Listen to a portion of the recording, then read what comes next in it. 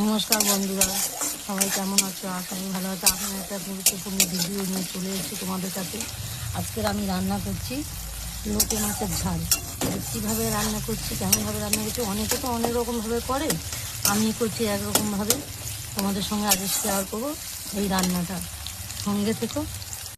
দেখো, পেঁয়াজটা ভালো করে ভাজা হয়ে গেছে, তাই এখানে আমি দিয়ে দিচ্ছি হলুদ গুঁড়ো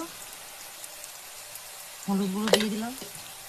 এখানে দেব মরিচ গুঁড়ো, আর আগে তো দিয়েছি কাঁচা লঙ্কা কোচা।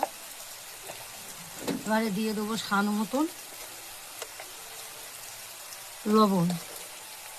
অনেকে মশলা লোটে মাছটাকে সমস্ত মশলা মাখিয়ে রেখে করে, এবার আমি এগুলো দিয়ে দিয়েছি। এবার এইটা দিয়ে মশলাটাকে ভালো করে একটু আমি কষে নেব। দেখো, এর মধ্যে আদা রসুন টমেটো দিয়ে মশলাটাকে আমি ভালো করে কষিয়ে তৈরি করে নিয়েছি। এর মধ্যে দিয়ে দেবো এবার লোটে মাছটা দিয়ে যতটা ভালো করে পারবো এর মধ্যে আমি মশলাটা আমি মাখিয়ে নেব। যতটা ভালো করে পারবো মশলাটা এর মধ্যে মাখিয়ে নেব।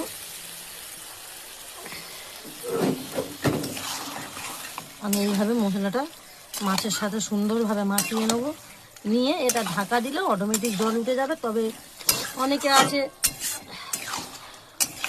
লোটে মাছ ঝুড়ি খায়, অনেকে আছে অনেক কিছু করে খায়। আমি লোটে মাছটাকে এইভাবে রান্না করি।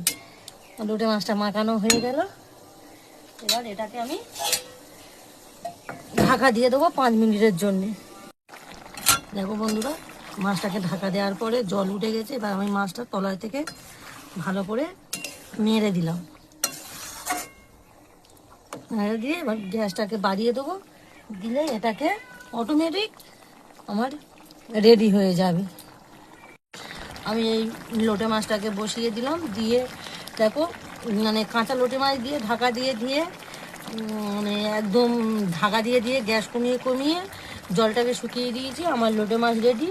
এইভাবে কারা কারা এরকম রেসিপি রান্না করো অবশ্যই তোমরা আমার কমেন্ট বক্সে দেখাবে। আর আমি লাস্ট থেকে একটা বলে দিচ্ছি, প্রথমে দিয়েছি কড়ার মধ্যে তেল, তার মধ্যে দিয়েছি পেঁয়াজ কাঁচা লঙ্কা, ওটাকে ভালো করে ভেজে নিয়ে তার মধ্যে দিয়েছি আদা রসুন টমেটো দিয়ে মশলাটাকে ভালো করে কষে একে একে লবণ হলুদ লঙ্কার গুঁড়ো দিয়ে মশলাকে কষে তেল ছেড়ে তার মধ্যে আমি কাঁচা লোটে মাছটা দিয়ে দিয়েছি। দিয়ে আমি রেডি করে নিয়েছি। Thank you.